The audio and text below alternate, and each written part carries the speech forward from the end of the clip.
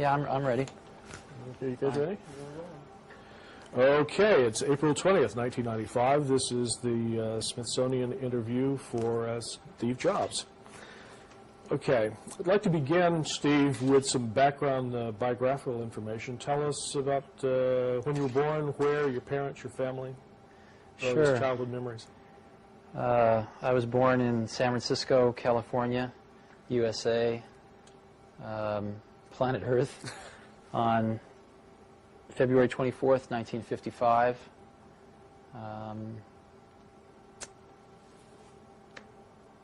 I could go into a lot of details of my youth, but I don't know that anybody would really care about that too much. Only mine in 300 years, because all this print's going to disintegrate. Tell me a little bit about your parents, your family. What are the earliest things you remember? 55, Eisenhower was still president. Yeah, I don't remember him, but I do remember growing up in the, sort of the very late 50s, early 60s. It was a very interesting time in the United States of America. America was sort of at its pinnacle of post-World War II prosperity, I think, and everything had been fairly straight and narrow, from haircuts to culture in every way, and it was just starting to kind of broaden into the 60s where things were going to start expanding out in new directions. But it hadn't quite gone that way, and everything was still very successful, very young. America was seen very, very young and naive in many ways to me, from my memories of that time. Yeah, so you would have been about 5 or 6 years old when John Kennedy was right, I remember president. John Kennedy being assassinated. I remember the exact moment I heard that he had been shot. Where were you when I was walking across the grass of my schoolyard going home at about 3 in the afternoon, and somebody yelled out that the president had been shot and killed. And I must have been about 7 or 8 years old then, I guess. And I knew exactly what it meant. I also remember very much the Cuban Missile Crisis. I probably didn't sleep for 3 or 4 nights because I was afraid if I went to sleep I wouldn't wake up. And I absolutely, even at, I guess I was about 6, 7 years old. Yeah. Again, I understood exactly what was going on. I think everybody did. And it was really a terror that I will never forget in my life, and probably has never really left. And I think that everyone felt it at that time. Oh, yeah. Those of us who were older, I remember being in high school and making plans of where we'd meet if the country was devastated. It was a strange, strange time. One of the things we're trying to get a handle on is sort of passion and power, and early things that you were passionate about, that you were really interested in, that you think. Well, I was very lucky. I had a father named Paul who was a pretty remarkable man. He'd never graduated from high school. He joined the Coast Guard in World War II and ferried troops around the world for General Patton, I guess. And I think he was always getting into trouble and getting busted down to what's private, I think, is the lowest, right? Yeah. But he was a machinist by trade, and worked very hard, and was kind of a genius with his hands. And he had a workbench out in the garage where, when I was about 5 or 6, he sectioned off a little piece of it and said, "Steve, this is your workbench now." And he gave me some of his smaller tools, showed me how to use a hammer and a saw and how to build things. And it really was very good for me. He spent a lot of time with me teaching me how to build things, take things apart, put things back together. And one of the things that he touched upon was electronics. He did not have a deep understanding of electronics himself, but he'd encountered electronics a lot in automobiles and other things that he would fix. So he showed me the rudiments of electronics, and I got very interested in that. And then I grew up in Silicon Valley. My parents moved from San Francisco to Mountain View when I was 5. My dad had gotten transferred. And that was right in the heart of Silicon Valley. So there were engineers kind of all around. And Silicon Valley at that time was still orchards for the most part. I mean, it was apricot orchards and prune orchards. And it was really paradise. I remember there not being... I remember almost every day the air being crystal clear, where you could see from one end of the valley to the other. And this was when you were 6, 7, Yeah. 8 years old at Right, this time. exactly. And it was really the most wonderful place in the world to grow up. And there was a man that moved in down the street, maybe about 6 or 7 houses down the block, who was new in the neighborhood with his wife. And it turned out he was an engineer at Hewlett-Packard, and he was a ham radio operator and really into electronics. And what he did to get to know the kids on the block was a rather strange thing. He put out a carbon microphone and a battery and a speaker on his driveway where you could talk into the microphone and your voice would get amplified on the speaker. It's kind of a strange thing to do when you move into a neighborhood, but that's what he did. This is great. And I, of course, started messing around with this, and I'd always been taught that you needed an amplifier to amplify the voice of a microphone for it to come out of a speaker. Oh, yeah. My father had taught me that, so I went home and proudly announced to my father that he was all wrong and that this man up the block was amplifying voice with just a battery. My father told me I didn't know what I was talking about. We got into a very large argument about this, so I dragged him down and showed him this, and he himself was a little befuddled. And I got to know this man whose name was Larry Lang, and he taught me a lot of electronics, too. He was great. And he used to build, you know, Heath kits, which they don't really have anymore. But Heath kits were really great. These Heath kits were these products that you would buy in kit form. You'd actually pay more money for them than you would if you just went and bought the finished product, if it was available. But these Heath kits would come with detailed manuals and on how to put this thing together, and all the parts would be laid out in a certain way and color-coded, and you'd actually build this thing yourself. And I would say that gave one several things. It gave one an understanding of what was inside a finished product and how it worked, because it would all include a theory of operation. But maybe even more importantly, it gave one the sense that one could build the things that one saw around oneself in the universe. I mean, you see, these things were not mysteries anymore. When you looked at a television set, you would think, well, I haven't built one of those, but I could. There's one of those in the Heathkit catalog, and I built 2 other Heathkits, so I could build a television set.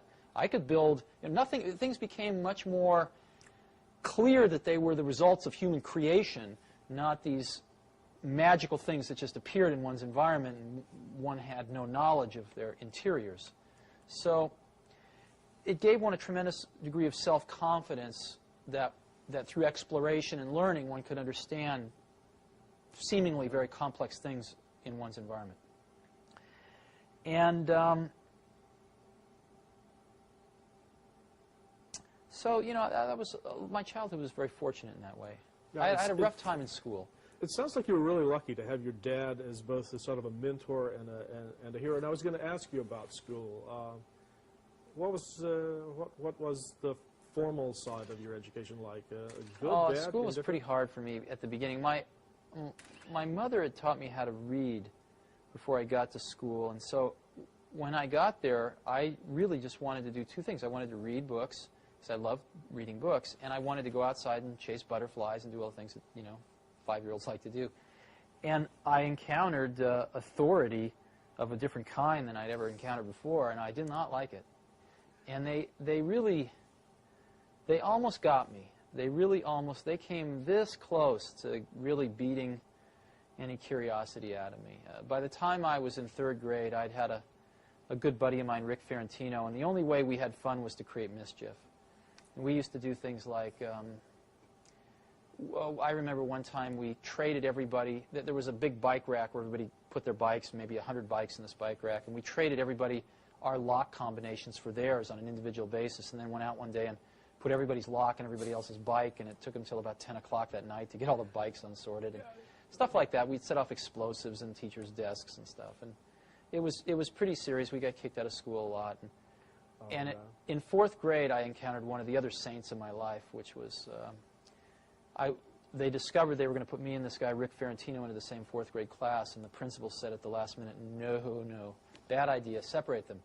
So this teacher, Mrs. Hill, said, I'll take one of them, and she taught the advanced 4th grade class, and thank God I was the random one that got put in her class.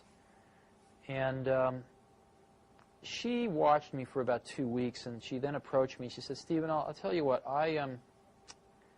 I'll make you a deal. I have this math workbook, and if you take it home and finish it on your own without any help, and you bring it back to me, if you get it 80% right, I will give you $5 and one of these really big suckers. She bought it. She held it out in front of me, one of these giant things. And I looked at her like, are you crazy, lady? You know, nobody's ever done this before. And, of course, I did it. And she basically bribed me back into learning with candy and money. And what was really remarkable was that, you know, before very long I had such a respect for her that I sort of reignited my desire to learn. And she was remarkable. She got me kits for making cameras. You know, I ground my own lens and made a camera, and it was really quite wonderful. And I think I probably learned more academically that 1 year than I've ever learned in my life. And it created problems, though, because when I got out of 4th grade, they tested me and they decided to put me in high school. And my parents said no, thank God. They said he can skip 1 grade, but that's all. But not to high school. But not to high school. No way, no how. Oh, that's good. And I found skipping 1 grade, you know, to be very troublesome in many ways. That was plenty enough. And but it did create some problems. I'm going to get myself a little out of order here, but this seems like such a good place to talk about it. Is your experience in that 4th grade class, and do you think that had a major impact on your own interest in education? I mean, if there's anyone in the computer industry that's associated with computers and education, it's got to be you and Apple. I'm sure it did, but you know,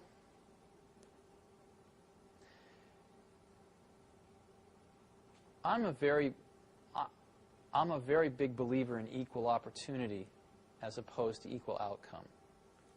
I don't believe in equal outcome because, unfortunately, life's not like that, and it'd be a pretty boring place if it was. But I really believe in equal opportunity, and equal opportunity to me, more than anything, means a great education. Probably, you know, the second, maybe even more important is a great family life, but I don't know how to do that. And I don't think anybody knows how to do that. But it pains me because we do know how to provide a great education. We really do. If we got our act together, we could make sure that every young child in this country got a great education. And we fall far short of that. And I know from my own education that if I hadn't encountered 2 or 3 individuals that spent extra time with me, I'm sure I would have been in jail. I'm 100% sure if it hadn't have been for Mrs. Hill in 4th grade and a few others, but maybe even especially her, I absolutely would have ended up in jail. Because I could see those tendencies in myself to sort of have a certain energy to do something, and it could have been directed to doing something interesting that other people thought was a good idea, or doing something interesting that other people maybe didn't like so much. Put you in jail, right? And so, I think when you're young, a little bit of course correction goes a long way. And I think it takes pretty talented people to do that. And I don't know that enough of them get attracted to go into public education. You can't even support a family on what you get paid. On what you get paid. And if you're smart, I sort of feel if somebody's smart enough that you want to turn your kids over to them for the majority of their childhood. I mean, the majority of their waking hours in their childhood are spent not with your parents, but with your teachers. Sure. I'd like the people that are teaching my kids to be good enough that they could get a job at the company I work for making $100,000 a year. Mm-hmm. Well, why should they work at a school for $35,000, $40,000 a year if they could get a job here at $100,000 a year? Absolutely. I mean, that's not is that an intelligence test? I mean, yeah, so exactly. I think we should basically be hiring them and paying them $100,000 a year. But the problem there, of course, is the unions. The unions are the worst thing that ever happened to education, because it's not a meritocracy. Yeah, exactly. It turns into a bureaucracy, which is exactly what's happened. And teachers can't teach, and administrators run the place, and nobody can be fired. It's terrible. Well, some people say that this new technology may be the networking world, if you will, may be a way to bypass that. Are you optimistic? No, I absolutely don't believe that. And as you pointed out, I've probably helped put more computers in more schools than anybody else in the world, and I'm up until this point in time, and I'm absolutely convinced that that is by no means the most important thing. Now, the most important thing is another person that incites your curiosity, that guides your curiosity, that feeds your curiosity. And machines cannot do that in the same way people can. The elements of discovery are around you. You don't need a computer to know. I mean, you know, here. Why does that fall? You know why? Nobody knows why. Nobody in the entire world knows why that falls. We can describe it pretty accurately, but no one knows why. I don't need a computer to get a kid interested in that, to spend a week playing with gravity and trying to understand it and come up with reasons why. But you do need a person. You do need a person. And so, especially with computers the way they are now, computers are very reactive. But they are not proactive. They are not agents, if you will. They are very reactive. So what children need is something much more proactive. And they need a guide. They don't need an assistant. And I think we have the material to solve this problem in the world. It's just being deployed in other places. And I've been very strong believer that what we need to do in education is go to the full voucher system. I know this isn't what you care about, but this is what I care about a great deal. Well, and this is exactly what we care about. Okay, great. This was believe it or not, this was at the end, and we're one just of the things that I feel is that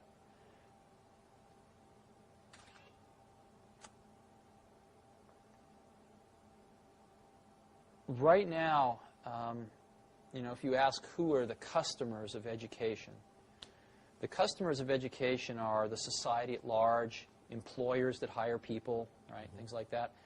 But ultimately, I think the customers are the parents, not even the students, but the parents. And the problem that we have in this country is that the customers went away. The customers stopped paying attention to their schools for the most part. And gave their kids to the... Well, what happened was that mothers started working. And they didn't have time to spend at PTA meetings and watching their kids' school. Schools became much more institutionalized. And parents spent less and less and less time involved in their kids' education. And what happens when a customer goes away and a monopoly gets control, which is what's happened in our country, is that the service level almost always goes down. I remember seeing a bumper sticker when the telephone company was all one, AT&T, the Bell system. I remember seeing a bumper sticker with the Bell logo on it, and it said, "We don't care. We don't have to." You know? And that's what a monopoly is. Sure. That's what IBM was in their day, and that's certainly what the public school system is. They don't have to care. Now, it turns out, let's go through some economics. The most expensive thing most people buy in their lives is a house.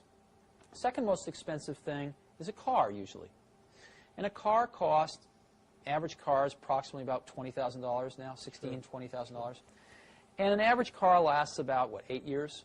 Right? You buy another one. Yeah.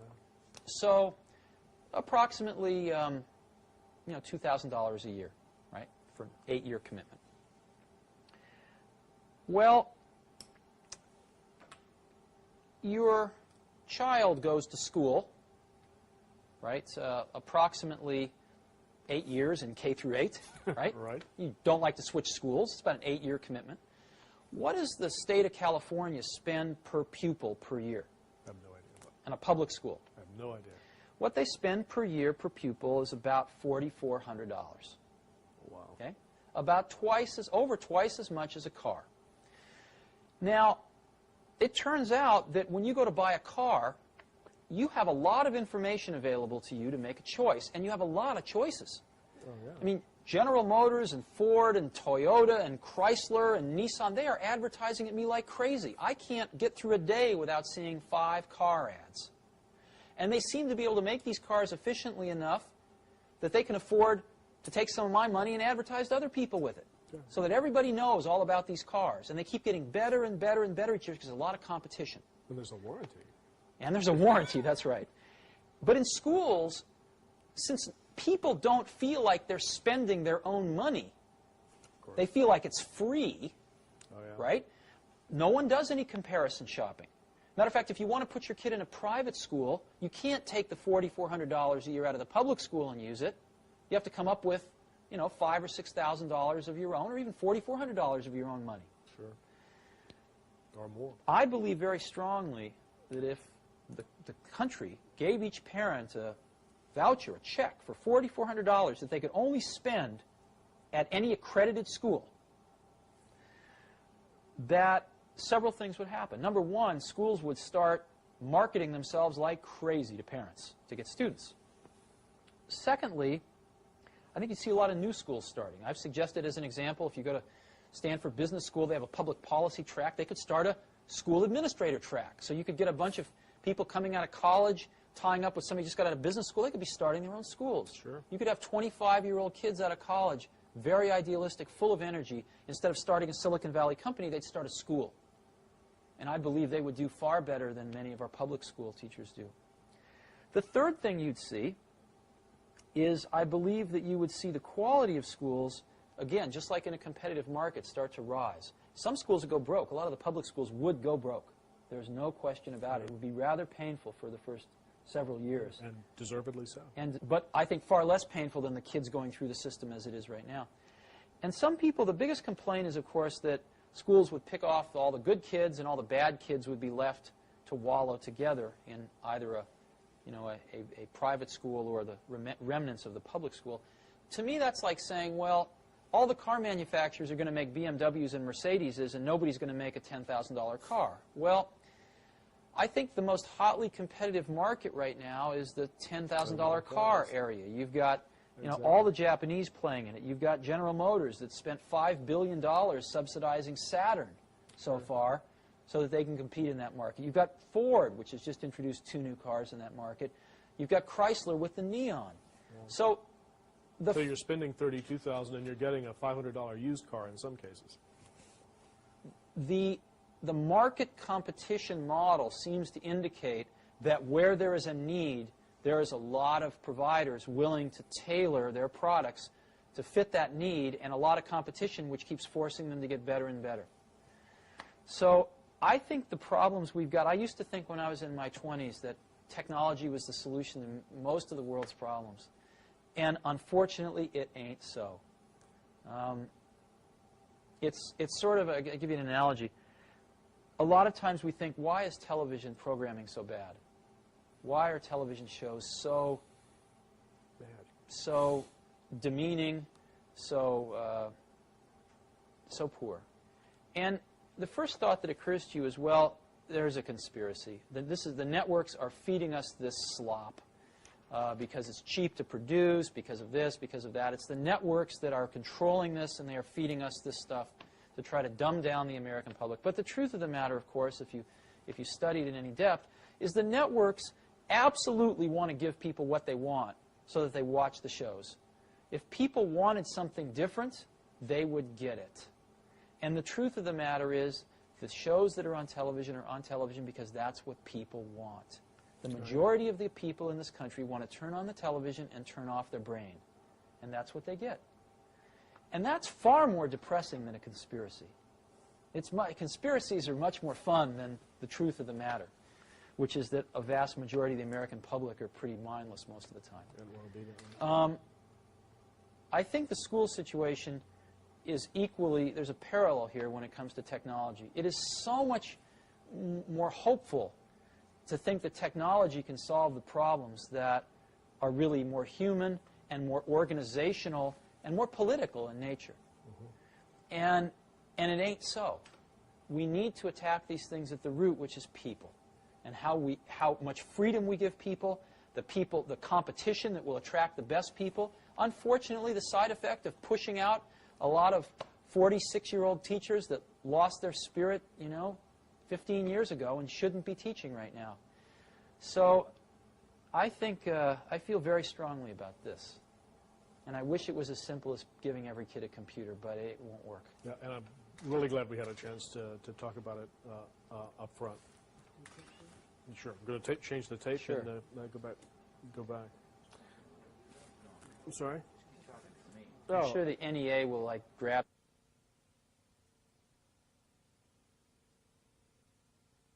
I wanted to make sure that we got covered. And one of the things was about the books about your life and career. So much has been written about you. Rather than go over a lot of those stories, I was going to ask if there are any of those books, or which one do you think is the best and the fairest, and if there are aspects that of your career that you think have been left out that you'd like to have addressed. I have to tell you truly, I'm pretty ignorant about that because I haven't read any of them. Oh, I skimmed one time, and the first page, I skimmed one, maybe read about 10% of it, and I read the first page of another, and it got my birthday wrong by a year. And I thought, well, if they can't even get this right, then this is probably not worth reading. The one that I skimmed, I don't remember which one it was, but I've always considered part of my job was to keep the quality level of people in the organizations I work with very high. I mean, that's what I consider one of the few things I actually, can contribute individually myself versus the team that I work with is to really try to instill in the organization the goal of having only A players. Because in the field that I'm in, like in a lot of fields, the difference between maybe the worst taxi cab driver and the best taxi cab driver to get you across town Manhattan might be 2 to 1. Best one will get you there in 15 minutes. The worst one will get you there in half an hour. Or the best cook and the worst cook, maybe it's 3 to 1. Sure. Pick something like that. Most things in life, the best post person, the worst post person. In the field that I'm in, in software in particular, the difference between the best person and the worst person is about 100 to 1 or more. The difference between a good software person and a great software person is probably 50 to 1, 25 to 50 to 1. Huge dynamic range.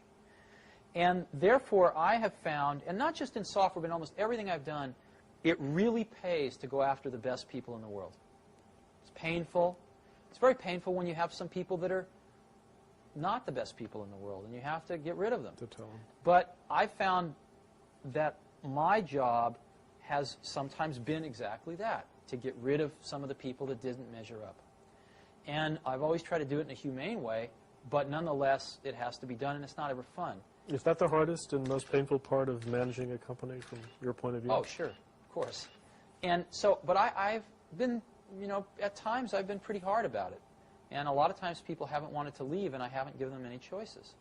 So if somebody wanted to write a book about me, most of my friends would never talk to them, but they could go find, the handful of a few dozen people that I'd fired in my life that hated my guts. And that was certainly the case in this one book I skimmed. I mean, it was just, let's throw the darts at Steve. Oh, yeah. And, such is life. I mean, that's the sort of the world I've chosen to live in. And if I didn't like that part of it enough, I'd escape, and I haven't. So I'm willing to put up with that. But I certainly didn't find it very accurate. Okay, then this gives us a golden opportunity then to let you tell your own story for a while. And I've got a couple of questions I wanted to ask you about specifically about your experience at Apple. I mean, looking back at the years you were there, what, in your own view, were the accomplishments that you were most proud of? Are there a couple of Apple stories that you really like to tell? Oh, Apple was this incredible journey. I mean, we did some amazing things there. The thing that bound us together at Apple was not, it was the ability to make things that were going to change the world.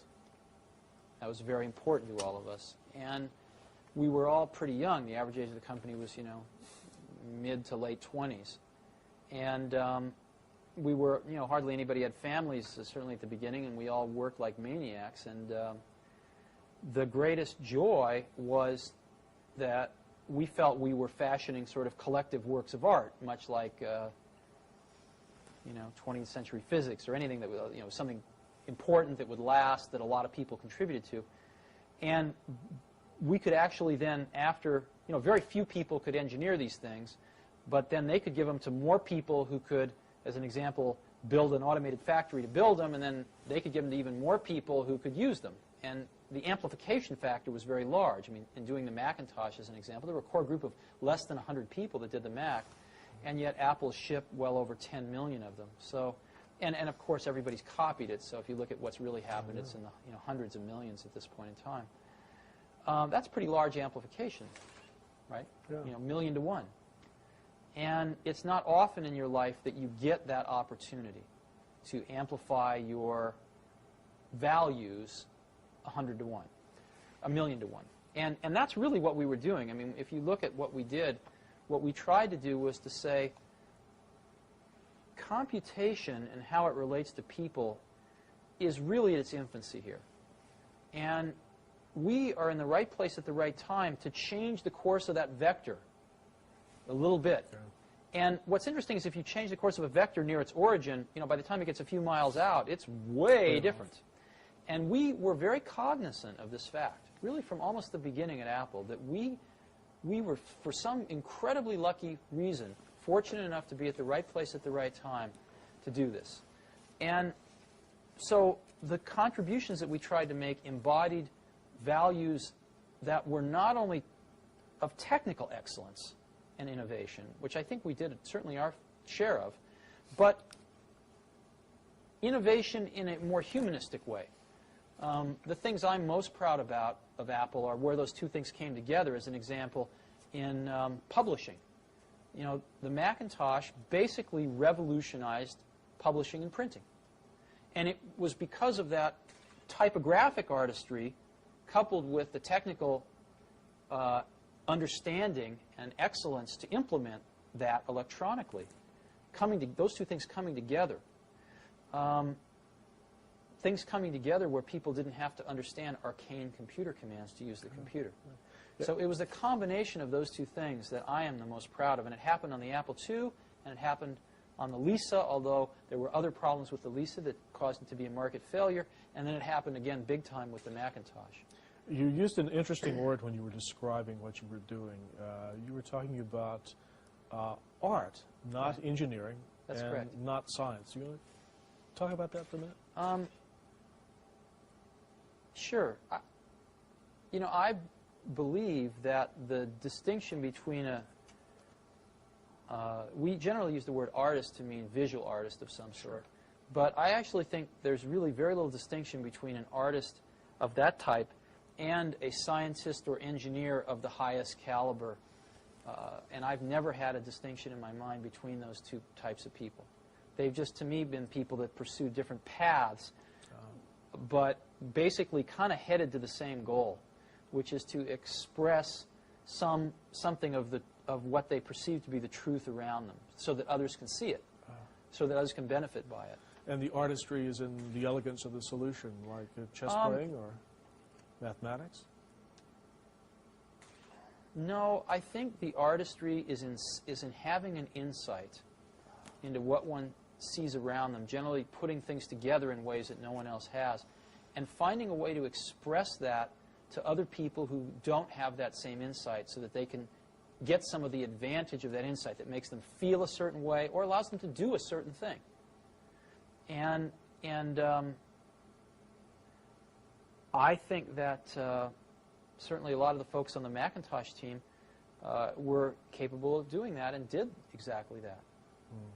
And if you study these people a little bit more, what you'll find was, in this particular time, I don't know how it will be in 200 years, but certainly in the 70s and 80s, the best people in computers would have normally been poets and writers and musicians. I mean, almost all of them were musicians. A lot of them were poets on the side. And they went into computers because it was so compelling, because it was fresh and new, and it was a new medium of expression of their creative talents. And the feelings and the passion that people put into it were completely indistinguishable from a poet or a painter. Completely indistinguishable. And I think there was a tremendous amount of, a lot of the people also were fairly shy people, or maybe fairly inward people, who put a lot of their expression about how they felt about other people or the rest of humanity in general into their work that other people would use. A lot of people put a lot of love into these products and a lot of expression of their appreciation into these things. It's hard to explain. No, it's passion in the truest sense of the word. So it's, and I don't think this is becoming less true, unfortunately. The computer industry is at a very critical juncture where those people are clearly leaving the field now. What are they doing? Well, where are they going?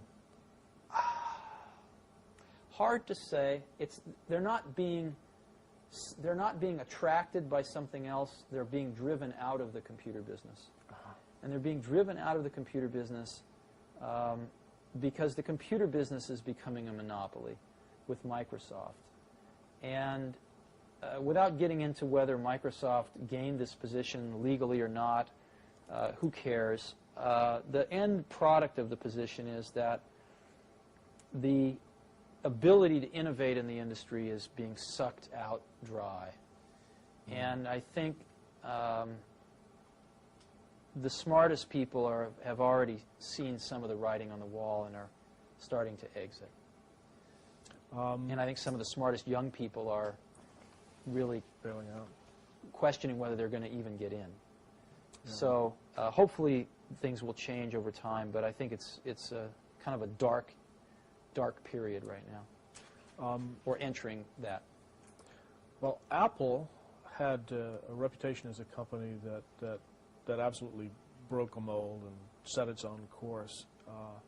Looking back from where you are today with Next, do you think, with what you know now, that as Apple grew big, it could have sustained that original approach, or did it have to become a big standard American computer company? Funny question. Apple did grow big and sustain that approach. When I left Apple, it was a $2 billion company. I mean, that's not too small. We were Fortune 300 and something, like the 350th largest company in the country. When the Mac was introduced, we were a $1 billion corporation. So Apple, grew from nothing to $2 billion when I was there. That's a pretty high growth rate. And it grew 5 times since I left, basically on the back of the Macintosh. So I think what's happened since I left in terms of growth rate's been trivial compared with what it was like when I was there. No, what ruined Apple wasn't growth. What ruined Apple was values. John Sculley ruined Apple, and he ruined it by bringing a set of values to the top of Apple which were corrupt, and that corrupted some of the top people that were there, drove out some of the ones that were not corruptible, and brought in more corrupt ones, and paid themselves literally, collectively, tens of millions of dollars, and cared really more about their own glory and wealth than they did about what built Apple in the first place, which was making great computers for people to use. They didn't care about that anymore. And they didn't have a clue about how to do it. And they didn't take any time to find out, because that's not what they cared about. They cared about making a lot of money. And so they had this wonderful thing that a lot of very brilliant people made called the Macintosh, and they got very greedy. And instead of following the original trajectory of the original vision, which was to make this thing an appliance and get this out there to as many people as possible, they went for profits, and they made outlandish profits for about 4 years. One of the most profitable companies in America for 4 years. And what that cost them was their future. Because what they should have been doing is making rational profits and going for market share, which is what we'd always tried to do. And Macintosh would have had a 33% market share right now, maybe even higher. Maybe it would have been Microsoft, but we'll never know. And now it's got a single-digit market share and falling.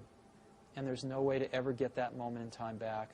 And the Macintosh will die in another few years. And it's really sad. And the problem is that the recipe for how to create the next Macintosh, no one at Apple has a clue. Because no one running any part of Apple was there when the Macintosh was made. Or any other product at Apple. They've just been living off that one thing now for over a decade.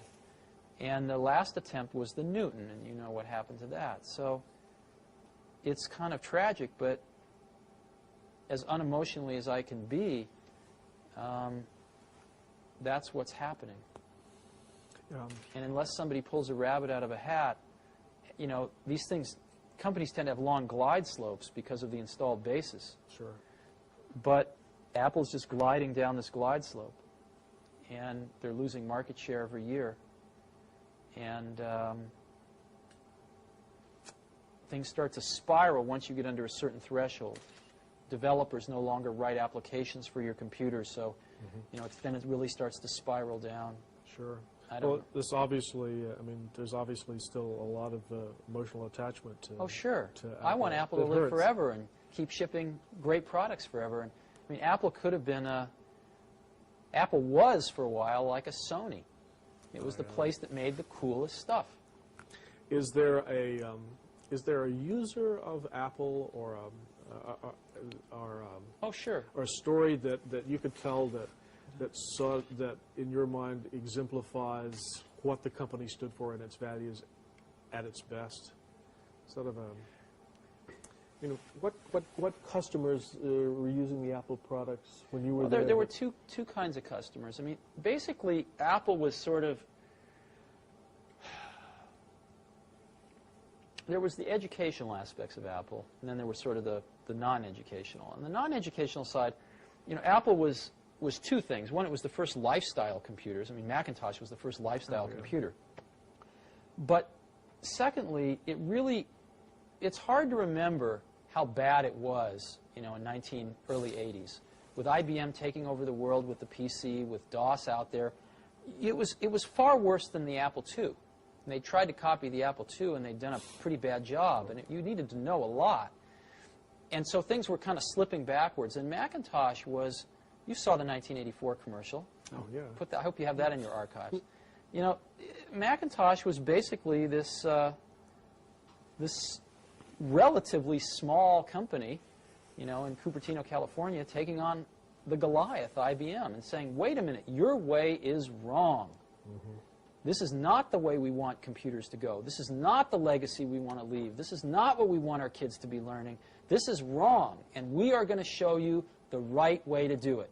And here it is. It's called Macintosh, and this is so much better that it's going to beat you. And we are going to do it. And that's what Apple stood for, was that. And that was one of the things. The other thing was, you can go a little further back in time, and you know, Apple IIs, one of the things that built Apple was schools buying Apple IIs. But even so, there was, I think, only about 10% of the schools that had a computer, even one computer in them, in 1979, I think it was. And when I grew up, I was, again, lucky because I was in Silicon Valley. When I was 12, I think I saw my first computer. 10 or 11, maybe 11 or 12. It was down at NASA Ames. And I didn't see the computer. I saw a terminal, and there was theoretically a computer on the other end of the wire. And I fell in love with it. And I saw my first desktop computer at Hewlett-Packard, which was one of their, it was called the 9100A. It was the first desktop computer in the world. It ran BASIC and APL, I think. And I fell in love with them. And I thought, as we looking at these statistics in 1979, I thought, you know, if there was just one computer in every school, some of the kids would find it, you know. Yeah. If it was just there, someone will find it, and it will change their life. And we saw the rate at which this was happening and the rate at which the school bureaucracies were deciding to buy a computer per school. And it was so slow that we realized that a whole generation of kids was going to go through the school system before they even got their first computer. So we thought, the kids can't wait for this, basically. And we wanted to donate a computer to every school in America. It turns out there's about 100,000 schools in America, about 10,000 high schools, about 90,000 K through 8. And we couldn't afford that as a company.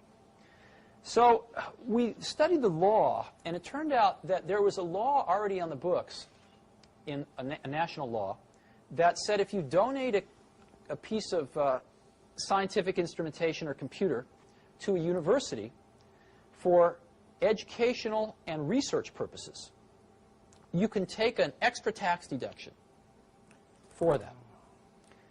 That basically means you don't make any money, you lose some, but you don't lose too much. You lose about 10%. And we thought if we could apply that law, if we could enhance that law a little bit to extend it down to K through 8 and remove the research requirements, so it just was educational, then we could give 100,000 computers away, one to each school in America, and it would cost our company $10 million. Which was a lot of money to us at that time, but it was a lot less than the $100 million it would cost us if we didn't have that. And we decided we were willing to do that. And we actually, it was the most incredible thing, one of the most incredible things I've ever done. We found our local representative, a guy named Pete Stark, over in, I think it was East Bay. And Pete and a few of us sat down and we wrote a bill. We literally drafted a bill to make these changes. And we committed. We said if this law changes, we will donate 100,000 computers at a cost of $10 million to us. And we called it the Kids Can't Wait bill. And Pete Stark introduced it in the House, and Senator Danforth introduced it in the Senate. And I refused to hire any lobbyists. And I went back to Washington myself, and I actually walked the halls of Congress for about 2 weeks. And it was the most incredible thing. I met probably 2/3 of the House and over half of the Senate myself and sat down and talked with them. And it was very interesting. I found the House members were routinely less intelligent than the Senate members. And they were much more knee-jerk to their constituency, which I found initially quite offensive. But I came to understand that maybe that's a really good idea. Maybe that's the way the framers wanted it. They weren't supposed to think too much. They were supposed to represent. Maybe the senators were supposed to think a little more. But it's a precursor of it was very interesting. Anyway, the bill passed the House with the largest favorable majority of any tax bill in the history of this country. Okay? Wow. What happened was, it was during Carter's lame duck session, and Bob Dole, who was then the Speaker of the House, killed it. He would not bring it to the floor. And we ran out of time. And so we would have had to have started the entire process over the next year. And I gave up. I said, this is crazy.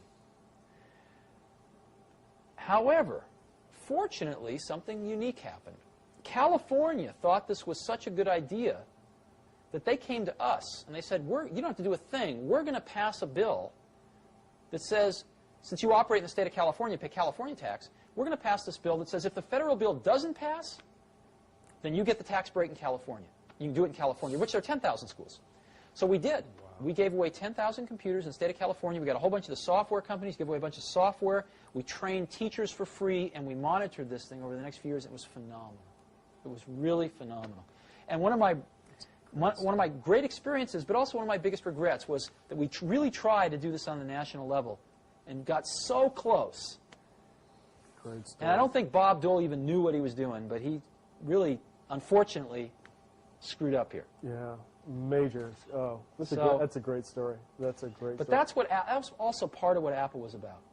Now, on the business side, I was at the Washington Post when the Macintosh was introduced, and the Washington Post was an IBM Big Blue shop, and nobody was going to play with it. That's right. And the Macintosh infiltrated the Post. There was almost a guerrilla movement. And it started with ad artists, and now the whole front end of the newspaper is being done on Macintosh Apple machines. On the business side, was that fairly common? This oh, sure, guerrilla sure cult movement on see, we had no concept of how to sell to corporate America because none of us had ever come from there. I mean, it was like another planet to us. I mean, unfortunately, I've had to learn all that stuff now. And if I'd only known then what I know now, we could have done a lot better. But didn't know that stuff and didn't have any people that did. So our attempts to sell to corporate America were just bungled. And we ended up just selling to people that sort of were buying a product for its merit, not because of the company it came from. I mean, everybody was very hooked on Big Blue back then. Oh, yeah. And they bought IBM mindlessly, that famous phrase, you never get fired for buying IBM. Sure. But we, fortunately, were able to change a lot of that. And Apple, as you know, even I believe today, is a bigger supplier of personal computers than IBM. Great stories. Tell me about Next. What motivated you to establish Next, and what were the goals that you set out to accomplish when you set up this new company? Oh, that's complicated. We basically wanted to keep doing what we were doing at Apple, keep innovating, and we didn't see that was going to happen. And we made a mistake, which was to try to follow the same metaphor that we did at Apple, to make the whole widget. And the market was changing. The industry was changing. The scale was changing. And in the end, we knew we would sort of be the last company that made it or the first that didn't. You know, we were right on that edge. And we thought we'd be the last one that really made it, but we were wrong. We were the first one that didn't make it. And I think pretty much put an end to the companies that have ever tried to do that. And we certainly made our fair share of mistakes, but in the end, I think we should have took a little longer and realized that the world was changing and just go on to be a software company right off the bat. Right off the bat. But the machine got great reviews. Well, the machine was the best machine in the world. I mean, listen, believe it or not, they're selling on the used market today for, in some cases, more than we sold them for originally. They're hard to find even today, and we haven't even made them for 2 years, 2.5 years. What are the features that people, are there features on the old Next machine, old, it's not that old, that are still missing from computers today? Or? Oh, sure. What? Tell us about it. Well, first of all, it was a totally plug-and-play machine. Right? Except for Macintosh, that's hard to find. It was an extremely powerful machine, though, way beyond the Macintosh. So it sort of combined the power of the workstations with this plug-and-playness of the Mac, which is quite nice. Second of all, the machine had a sort of a fit and finish that you don't find today. Beautiful. No, I don't just mean in packaging. I mean in sort of operation. Simple things to complex things. Simple things like soft power on and off. I mean, trivial little thing, but as you know, one of the biggest reasons people lose information in computers is they turn them off at the wrong time. And when you get into a multitasking network system, that can happen. That can even have much more severe consequences. So, we were the first people to ever do that, still some of the only people to do that, where you push a button and you tell the computer, you request the computer to turn off. It figures out what it needs to do to shut down gracefully and then turns itself off. Of course, the Next computer was the first computer with built-in, high-quality sound, CD-quality sound, and most people do that now, which is great. It took them a long time, but most people do that now. Yeah, just ahead of its time. Yeah, just ahead of its time. But change the tape. I need. Ready to roll? Tell me about the Next Step software. What makes it different? What trends does it respond to? That's the real gem. I'll tell you an interesting story. When I was at Apple, a few of my acquaintances said, you really need to go over to Xerox PARC, which was Palo Alto Research Center, PARC, and see what they've got going over there. Now, they didn't usually let too many people in, but I was able to get in there and see what they were doing, and I saw their early computer called the Alto, which was a phenomenal computer. And they actually showed me 3 things there that they had working in 1976. I saw them in 1979. That took really until a few years ago for us to fully recreate, for the industry to fully recreate, in this case with NextStep. However, I didn't see those 3 things.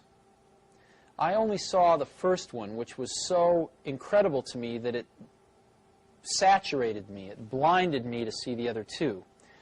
And it took me years to sort of recreate them or rediscover them and incorporate them back into the model. But they were very far ahead in their thinking. They didn't have it right. I mean, the stuff they had done was not really right, but it was the germ of the idea of all 3 things was there. And the 3 things were graphical user interfaces, object-oriented computing, and networking. Let me go through those. Graphical user interfaces. The Alto had the world's first graphical user interface. It had windows. It had a crude menu system. It had crude panels and stuff. It didn't work right, but it basically was all there.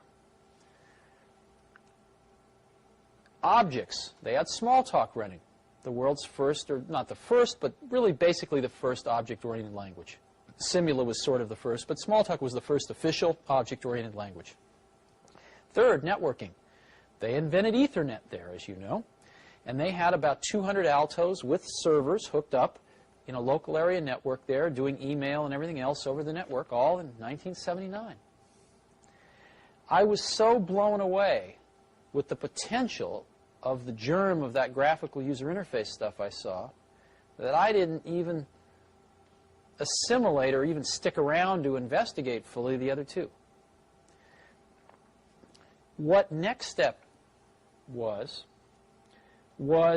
the completion of turning some of that vision into a reality, incorporating the world's first truly commercial object-oriented system, NextStep, and really for its time being the most networked system in the world when it came out.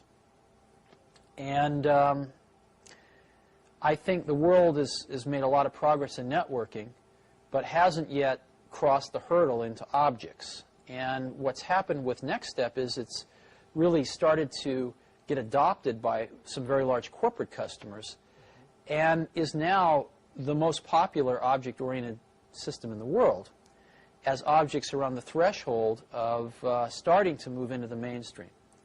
And so the company last year recorded its first profit in its 9 years history and sold $50 million worth of software. I think we're going to have some significant growth this year. And it's fairly clear that Next can get up to being a few $100 million software company in the next 3 or 4 years and be the largest company offering objects until Microsoft comes into the market at some point in time, probably with a pretty half-baked product. Some people say that in the future, object-oriented software is going to be the only kind of... of course that's true. Yeah, the minute... I remember it being at Xerox in 1979 because it was one of those sort of apocalyptic moments. Yeah.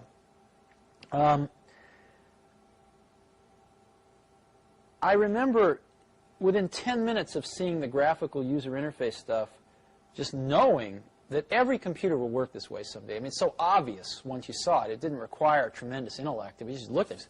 Of course, every computer is going to work this way. This is so clear. The minute you understand objects, it's exactly the same feeling. All software will be written using object-oriented technology someday. You can argue about how long it's going to take, i.e. when. You can argue about who the winners and losers are going to be, but I don't think a rational person can argue about its inevitability.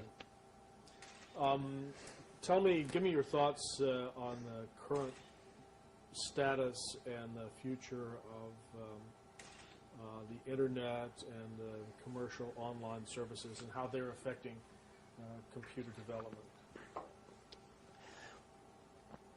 The Internet and the World Wide Web, because they've become one thing now, are clearly the most exciting thing going on in computing today. And they're exciting for 3 or 4 reasons. Number one, ultimately computers are turning into communications devices. I mean, ultimately we're spending more and more of the cycles of the computer to not only make it easy to use, but to make it easy to communicate. And the web is the missing piece of the puzzle, which really is going to power that vision much further forward.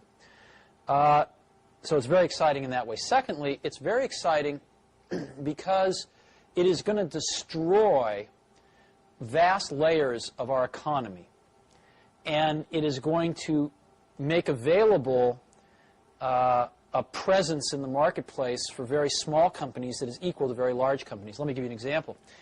A small 3-person company in Phoenix, Arizona can have a web server that looks identical, if not better, than IBM's or than the Gap's or than anybody else, any large company. And they can gain access to this electronic distribution channel for free. They don't have to build buildings. They don't have to go sign up 1,000 distributors and have people to call on them, et cetera, et cetera. In essence, direct distribution from the manufacturer to the customer via the Internet, via the web, the direct contact, direct transactions, and then distribution via UPS or Federal Express, that's going to be cheaper than going through all these middlemen or building hundreds of stores around the country.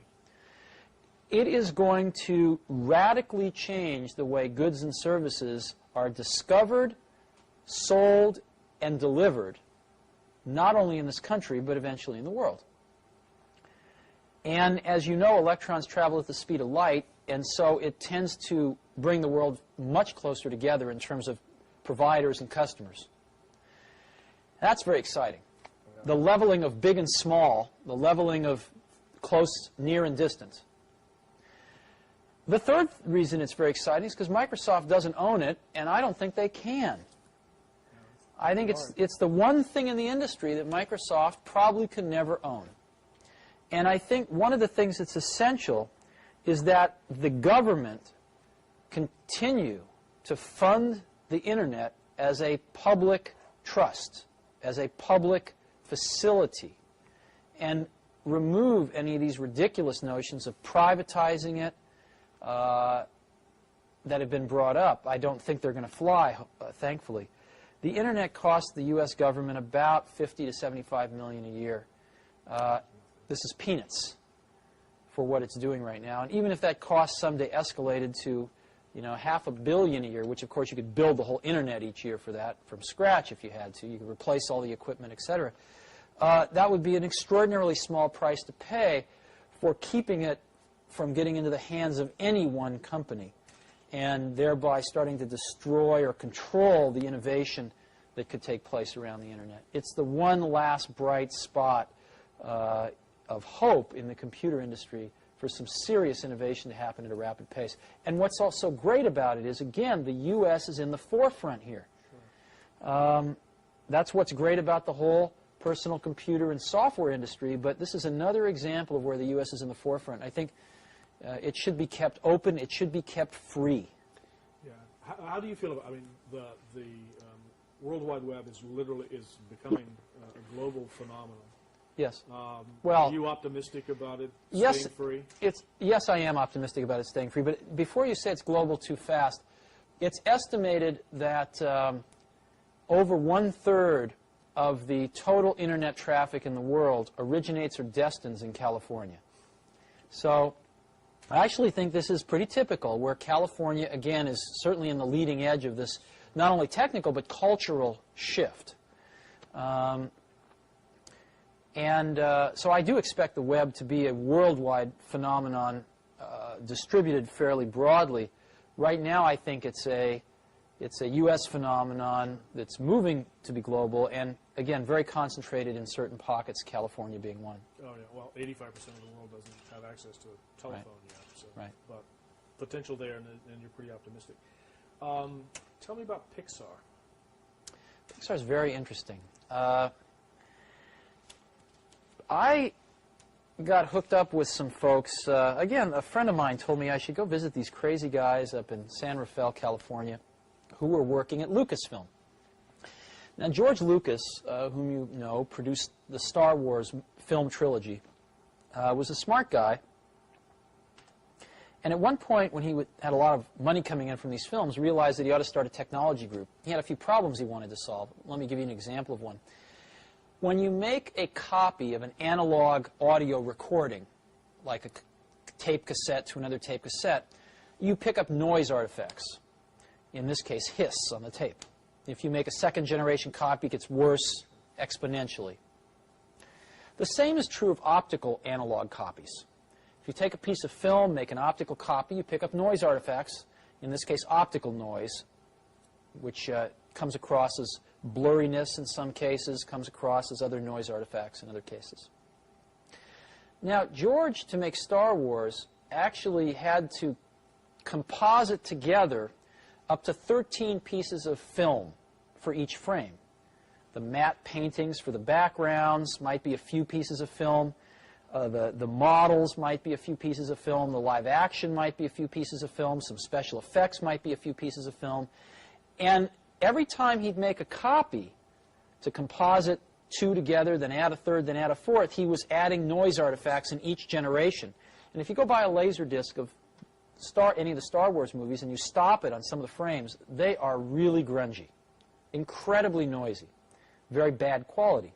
George, being the perfectionist he was, who figured out how to do this at all, said, I'd like to do it perfectly. I'd like to do it digitally, and nobody had ever done that before. So he hired some very smart people, and they figured out how to do it for him, digitally with no noise artifacts. Software, and they actually built some specialized hardware at the time. George, at some point, decided that this was costing him several $1 million a year and decided he didn't want to fund it anymore. So I bought this group from George Lucas, and I incorporated it as Pixar, and we set about basically revolutionizing high-end computer graphics. If you look at the 10 most important revolutions in high-end computer graphics in the last 10 years, 8 of them have come out of Pixar. All of the software that was used to make Terminator, as an example, to actually construct the images you saw on the screen, or Jurassic Park with all the dinosaurs, was Pixar software. Industrial Light and Magic uses it as the basis for all of their stuff. But Pixar had another vision than to do special effects. Pixar's vision was to tell stories, to make real films. And so our vision was to make the world's first animated feature film that was completely computer synthetic. Sets, characters, everything. And after 10 years, we have done exactly that. We have developed the tools, which are all proprietary, to do this, to manage the production of this thing, as well as the drawing of this thing and the computer synthetic drawing. And we are finishing up making the world's first computer animated feature film. Pixar has written it, directed it, producing it, and the Walt Disney Corporation is distributing it. And it's coming out this year as Walt Disney's Christmas picture. It's coming out November 11th, I believe, and it's called Toy Story. And you will hear a lot about it because I think it's going to be the most successful film of this year.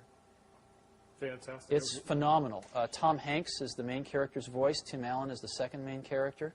Randy Newman's doing the music for it. And it's just phenomenal. Oh, yeah. Since this is going to be embargoed for a while, can you tell me a little bit about the story? Or? Yeah, but there's no purpose. In 300 years, they'll have seen it already. So that's true. I'm losing my sense of myself. We've got a couple of more serious questions, and then I'd like to just give you a chance to say anything else that you wanted to add. Just back on Pixar again for a minute, though. There's a lot of hoopla now about sort of Hollywood and Silicon Valley converging, where they call it Sillywood, I think. Pixar really is going to be the first digital studio in the whole world, and really combines art and technology together in, again, a very wonderful way. Pixar's got, by far and away, the best computer graphics talent in the entire world, and it now has the best animation and artistic talent in the whole world to do these kinds of films. We have the second largest group of animators in the world now outside of Disney. We think the most talented in the world, working side by side with these computer scientists, the best graphics people in the world. And there's really no one else in the world that could do this. It's really phenomenal. I think we're probably close to 10 years ahead of anybody else. Sounds really exciting. Well, the question I was going to ask, and you partially answered it, was about startup companies. As I look around the facility here and in your literature, there are alliances written all over the walls. I mean, literally, signed Sure. art. I mean, you're aligned with the Hewlett-Packard and Sun and Oracle and Digital and all the systems integrators. Communications companies and information technology companies are merging and becoming one. Do you think that it will ever be possible for a new major startup company to develop if they're going to focus on major applications or software ever again? Will there ever be another? Yeah, you know, I think yes. Intellectually, sometimes one would say in despair no, but I think yes. And the reason is because it's not, technology keeps on advancing, so there are opportunities, but the thing that makes it possible is that human minds settle into fixed ways of looking at the world. And that's always been true, and it's probably always going to be true. And I think, you know, I've always felt that death is the greatest invention of life.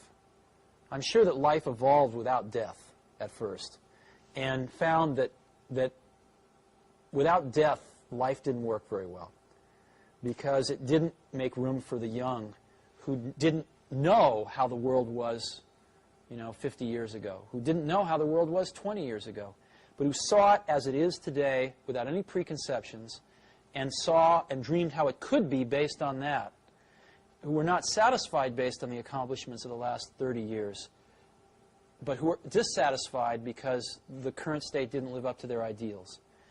Without death, there would be very little progress. And so one of the things that happens in organizations as well as in people is they settle into ways of looking at the world and become satisfied with those. And the world changes and keeps evolving, and new potential arises, but these people that are settled in don't see it. And that's what gives startup companies their greatest advantage, is the sedentary point of view of large companies. And in addition to that, large companies usually do not have very efficient communication paths from the people closest to some of these changes at the bottom of the company to the top of the company, which are the people making the big decisions. And so by the time, there may be people at the lower levels of these companies that see these changes coming, but by the time the word ripples up to the highest levels where they can do something about it, sometimes 10 years passes. And even in the case where part of the company does the right thing, at the lower levels, usually the upper levels screw it up somehow. I mean, IBM in the personal computer business was a good example of that. So I think as long as you know, humans don't solve this human nature trait of sort of settling in to a worldview after a while, there will always be opportunity for young companies as well as young people to innovate, as it should be. And that was going to be my closing question before I gave you a chance to just sort of free associate on your own. And that is to talk to young people who sort of look to you as a role model.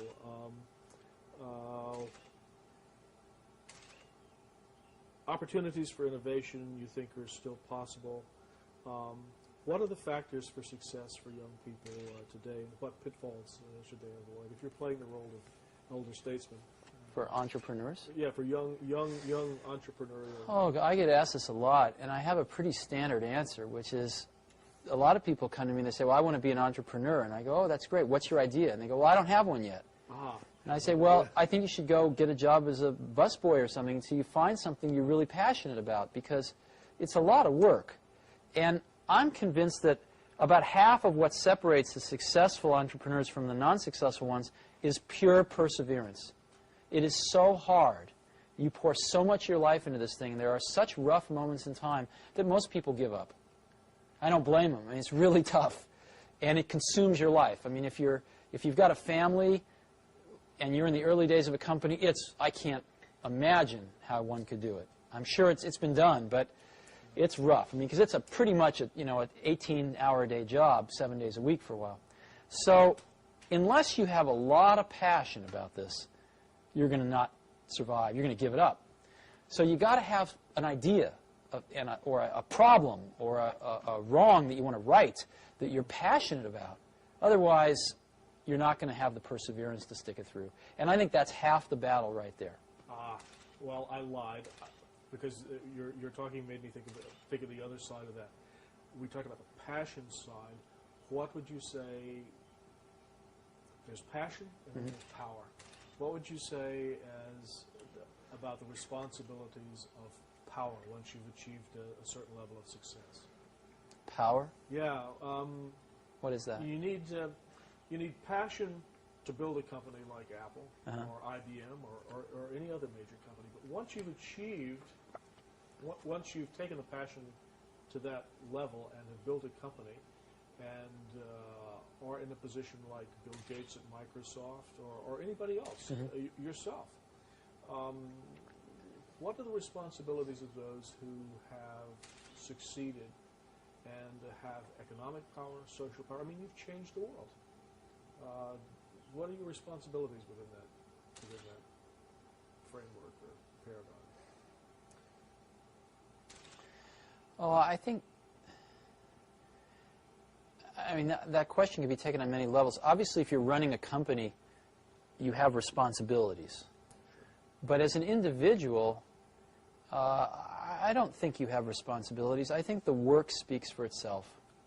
And I don't think that people have special responsibilities just because they've done something that other people, like or don't like or what have you. I think the work speaks for itself. I think people can choose to do things if they want to. But, I mean, we're all going to be dead soon. That's my point of view. Somebody once told me, they said, live each day as if it will be your last, and one day you'll certainly be right. And I do that. And I really, you never know when you're going to go. But you are going to go pretty soon. And if you're going to leave anything behind, it's going to be, your kids, a few friends, and your work, right? So that's what I tend to worry about. I don't tend to think about responsibility. Matter of fact, I tend to like to, on occasion, pretend I don't have any responsibilities. And I try to remember the last day when I didn't have anything to do and I had nothing to do the following day that I had to do. I had no responsibilities, and it was, decades ago. So I have to pretend when I want to feel that way. So I don't think in those terms. I think you have a responsibility to do really good stuff and get it out there for people to use and let them build on the shoulders of it and keep making better stuff. So the responsibilities to yourself and to your own standards and... Well, in our business, one person can't do anything anymore, but you create a team of people around you, and you have a responsibility of integrity of the work to that team. Everybody does, and you try to turn out the best work you can. Any final comments or thoughts, either for the record or off the record?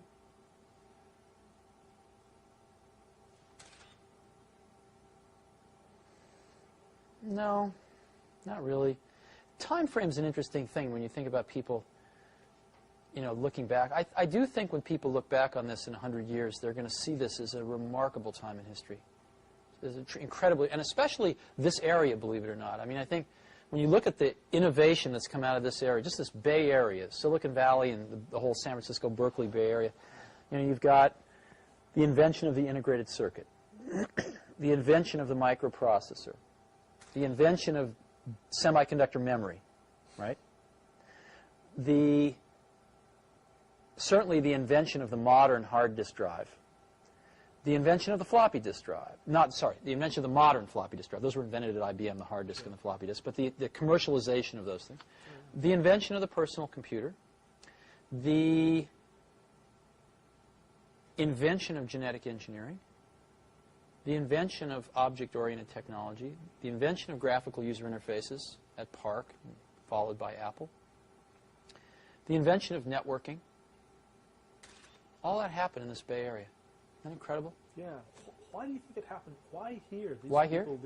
This place, this 2 or 3 reasons. This place is a remarkable place, actually. I mean, you have to go back a little bit in history. I mean, this is where the beatnik era happened, you know, San Francisco. It was a pretty interesting thing. This is where the hippie movement happened. This is the only place in America where rock and roll really happened, right? It's all the bands. I mean, most of the bands in this country, outside of Bob Dylan in the 60s, I mean, they all came out of here. Everything from Joan Baez to, you know, Jefferson Airplane to the Grateful Dead. I mean, everything came out of here. Janis Joplin, Jimi Hendrix. Everybody. Why is that? That's a little strange when you think about it. And then you've also had Stanford and Berkeley, 2 awesome universities, drawing smart people from all over the world and depositing them in this clean, sunny, nice place where there's a whole bunch of other smart people and pretty good food, right? And, you know, at times a lot of drugs and a lot of fun things to do. So they stayed. And so there's a lot of human capital pouring in here, right? A lot of human capital. Really smart people. The average, you know, people seem pretty bright here relative to the rest of the country, and people seem pretty open-minded here relative to the rest of the country. And I think it's just a very unique place. And I think it's got the track record to prove it. So that tends to attract more people, too. And I give a lot of credit to the universities. Probably the most credit of anything to Stanford and Berkeley, UC Cal. Yeah. That's great. Thanks. Well, I cannot tell you how much we appreciate this. Sure, I hope it's helpful. Oh, and it will be. We'll give you a copy of this. And one. Well, I just did David Packard yesterday, and